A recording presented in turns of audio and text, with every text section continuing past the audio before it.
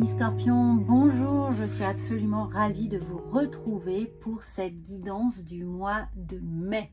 Alors, je vous encourage bien évidemment à revoir votre guidance du mois d'avril parce qu'en fonction des énergies, du moment où on regarde la vidéo du mois d'avril, eh bien un certain nombre de choses se sont passées et que parfois, lorsqu'on le regarde surtout en début de mois, eh bien on n'a plus en mémoire tout ce qui avait été annoncé, tout ce que l'on a pu traverser et ce qui pourrait éventuellement faire écho à nouvelles énergies du mois de mai.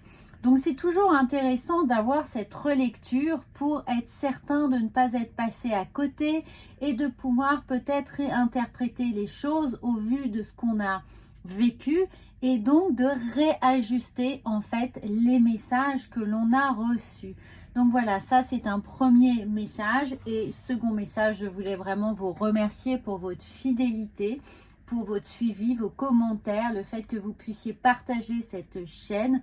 Vous avez été 45 000 à voir vos guidances au mois d'avril, donc merci infiniment.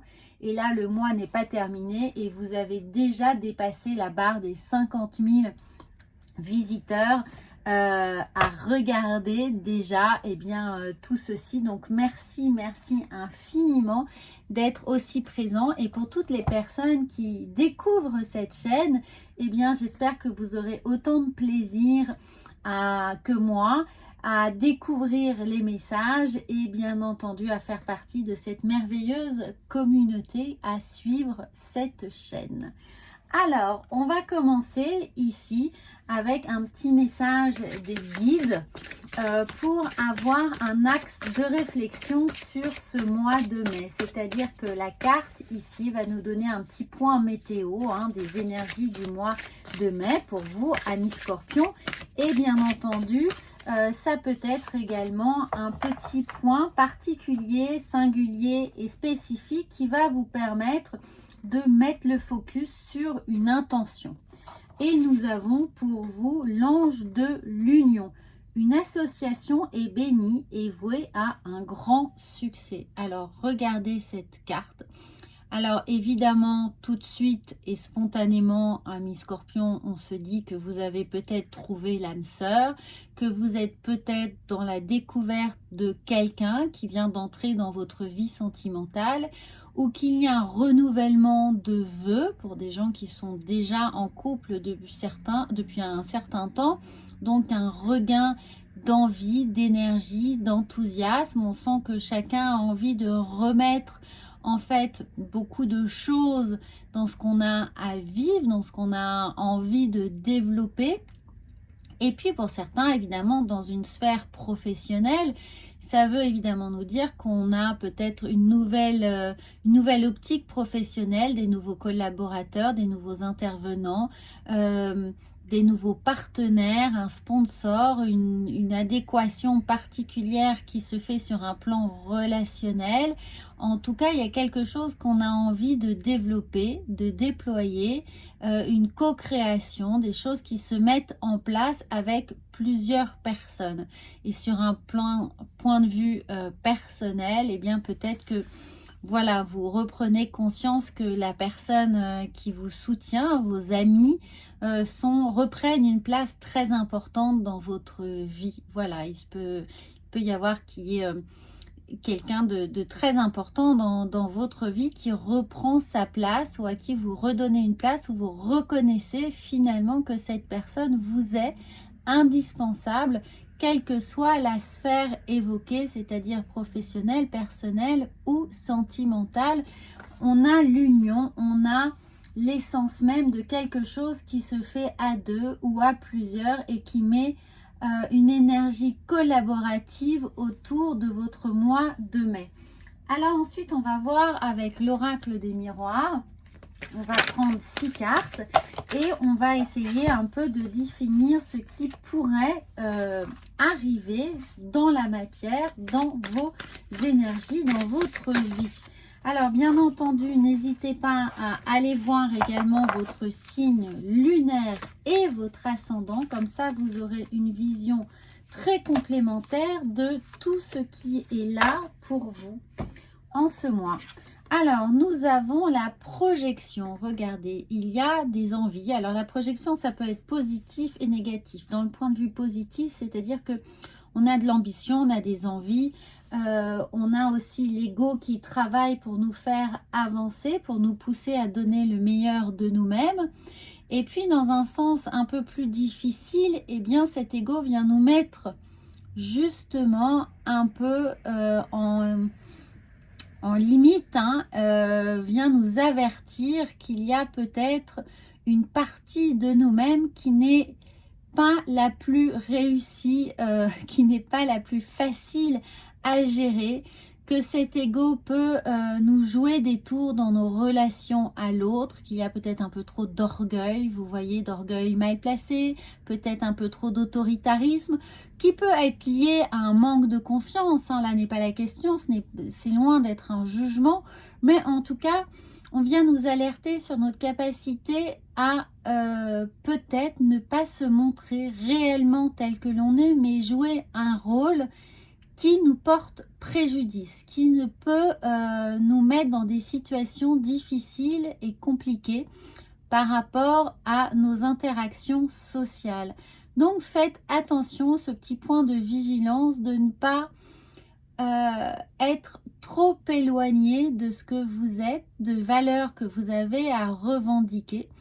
Et sinon, dans un point de vue positif, eh bien, peut-être que jouer un rôle, justement, vous donne de la force, vous donne du soutien, vous donne l'assurance qui vous est nécessaire. On a, regardé, on a ici la tranquillité. Alors, on va faire le point. Voilà, la tranquillité, l'apaisement, la recherche de sérénité. Alors, si vous vous sentez peut-être trop éloigné de ce que vous êtes, parce qu'il y a des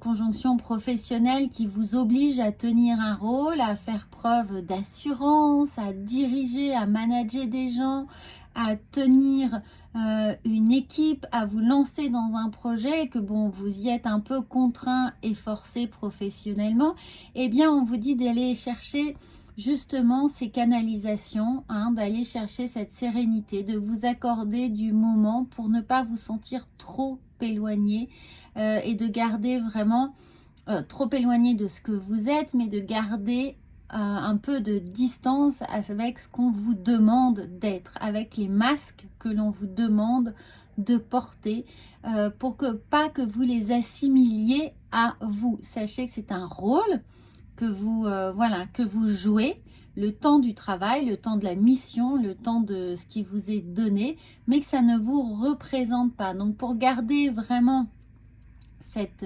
distance, eh bien, on vous demande de peut-être vous recanaliser et passer du temps pour vous réintégrer, vous, entre chaque, finalement, séquence, hein, de vous accorder ce petit moment. Alors, on a les réunions. Eh bien oui, c'est ce que je sens, c'est-à-dire que d'un point de vue professionnel, il y a des enjeux qui peuvent être là, hein, des enjeux économiques, des enjeux de réussite, des enjeux de représentation. Et voilà, et dans ces réunions, eh bien, on vous demande de faire preuve peut-être de conviction. Alors, il y a peut-être certaines personnes qui sont dans des départements RH et on vous demande de dire que tout va bien alors que vous approchez de certains licenciements à faire, ou voilà, qu'il y a des restrictions budgétaires importantes à annoncer. Vous voyez tout ce genre de grosses décisions compliquées à donner, évidemment. Eh bien, recentrez-vous dans ces moments-là. Alors, on va voir ensuite, eh bien, regardez, vous allez de toute façon, contre le stress, obtenir cette victoire. Vous allez faire preuve de toute façon de suffisamment de conviction, d'assurance et ne pas être en porte-à-faux, ne pas trop douter de vous dans ce que vous allez, dans les propositions que vous allez donner. Il y a le sens de la victoire, de la réussite, de l'accomplissement, de la chose bien faite, de l'action bien menée qui va vous permettre d'être fier de vous ou en tout cas fier du travail accompli et ne pas vous sentir complètement en décalage par rapport à la proposition que vous avez faite. Alors, regardez. Alors, il peut y avoir évidemment des mécontentements forts, évidemment, si l'on annonce des choses compliquées, difficiles. Mais voilà, vous allez justement par rapport à ça, par rapport aux accusations, aux reproches qui sont là, vous voyez, il y a finalement une forme de tranquillité, une forme d'apaisement, quelque chose. Alors, il y a un petit souci de mise au point. Voilà, vous voyez, justement, un problème de mise au point, mais les choses vont être mises au point. Vous allez être finalement assez serein, blindé d'une certaine manière contre les reproches ou les accusations qui pourraient jaillir. Alors ça peut être évidemment dans une sphère personnelle et sentimentale. Peut-être que vous avez des contraintes familiales qui sont difficiles à faire entendre à votre autre, que vous imposez peut-être à vos enfants des directives compliquées pour eux, que vous avez pris des nouvelles décisions. Et voilà, que ça crée de la tension un petit peu dans votre climat familial, relationnel ou personnel. Quoi qu'il en soit, comprenez qu'il est toujours utile, important et nécessaire pour vous de trouver ces moments de plénitude, de sérénité, de vous les accorder régulièrement dans la journée, dans la semaine, des moments pour vous, juste pour vous recentrer et pour renforcer les convictions que tout ce que vous avez fait, vous les avez fait pour vous, pour le bien d'autrui, dans le juste alignement de votre propre message, de vos convictions et de vos valeurs. Voilà, et ça va vous donner suffisamment de force pour résister un peu à la tourmente. Alors, regardez, eh bien oui, fabuleuse carte, il y a de toute façon l'évolution. Tout ce qui a été fait n'a pas été fait en vain, même si ça a été compliqué, même s'il faut batailler, même s'il faut un peu taper du poing sur la table pour se faire entendre, pour se faire respecter ou respecter la décision prise. De toute façon, il y a une évolution qui est là pour vous convaincre, vous rassurer, vous réapporter ce supplément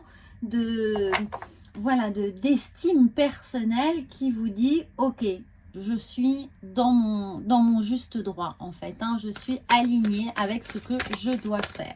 Alors on va voir comment ça travaille pour vous psychologiquement. Alors oui, il peut y avoir forcément des doutes, des questionnements. Est-ce que j'ai raison de le faire? Est-ce que je suis dans mon bon droit? Est-ce que j'ai raison de l'imposer? Est-ce que mon attitude est juste? Est-ce que ma posture et mon discours est entendu? Ça, c'est toutes les questions qui peuvent ressurgir par rapport à cette situation peut-être un peu compliquée. Mais on vous dit bien de rester focus sur votre objectif. Ne vous en détournez pas, tenez bon la barre et tout va bien se passer. N'oubliez pas qu'il y a la victoire et l'évolution qui sont là. Alors, on va voir avec l'oracle de la sagesse comment cela vient travailler pour vous, avec quelle sagesse vous allez pouvoir avancer au mois de mai, amis Scorpion. Et nous avons deux cartes que je suis impatiente de découvrir comme vous.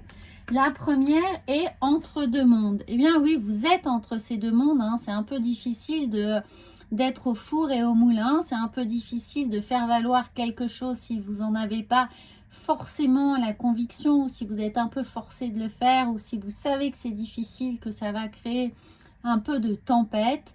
Mais tenez bon, regardez, le meilleur est à venir. On passe d'une situation là, évidemment, un peu compliquée, on ne fait que le répéter, mais on va vers la couleur, on va vers de la lumière, on va vers du rayonnement, on va vers de l'accomplissement. Et ensuite, eh bien oui, l'heure du départ, de toute façon, voilà, c'est un peu inscrit, vous devez le faire, c'est le moment de le faire, ça s'impose à vous, vous n'avez peut-être pas d'autre choix, et de toute façon, il n'y a qu'une seule issue possible, donc allez-y, voilà, restez convaincus de vos initiatives, c'est vraiment ce qu'on vient vous dire ici, c'est le moment d'y aller, c'est l'heure du départ.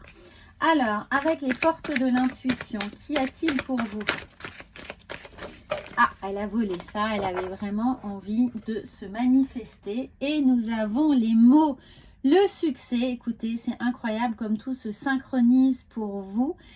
Les mots, le succès va dépendre d'un état d'esprit positif et de l'emploi de certains mots que vous utilisez. Eh bien oui, tout va être finalement dans la conviction d'utiliser les mots justes, de faire son devoir, de faire ce que vous avez à faire, d'être aligné avec ce qui est le plus juste dans la situation que vous avez à traverser.